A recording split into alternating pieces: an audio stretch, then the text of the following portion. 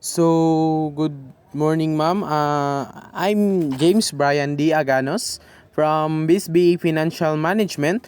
First year student, I will be making a reaction video about types of communication according to mode, context, purpose, and style. First, reading and reaction mode. So the document begins by discussing the mode of communication. It says the mode refers to the way a message express or proceed, whether it's verbal or non-verbal or visual, and it's true we communicate so many ways, not just through the speaking. I'm thinking about the facial expression and any body language can really convey a lot, especially when we're trying to understand someone's emotion. I love this document highlights visual communication to like how a graphic be so much more effective than both word really convey a lot, especially when words to understand someone emotion love. This document highlight visual communication to like how the graphic can be so much more effective that. So now we're moving on the context and communication.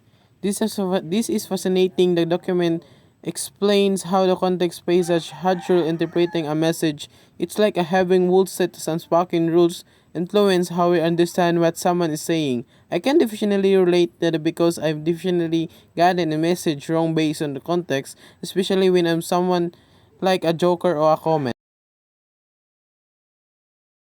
So now let's proceed to reading reaction interpersonal communication. The document then dives into different communication contexts. Like interpersonal communication is fascinating how this type communication is basically communicating with ourselves.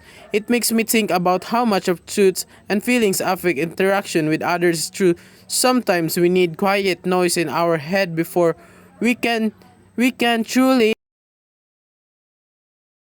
Now, let's proceed to a reading reaction purpose and style.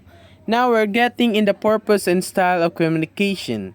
The document explains how formal communication is all about conveying information clearly and effectively. It makes sense because God Day paper's business presentation needs to delivered in any way that's serious, straightforward. But then this formal communication is all about casual conversations, socializing is amazing how communicate can serve so many different purpose.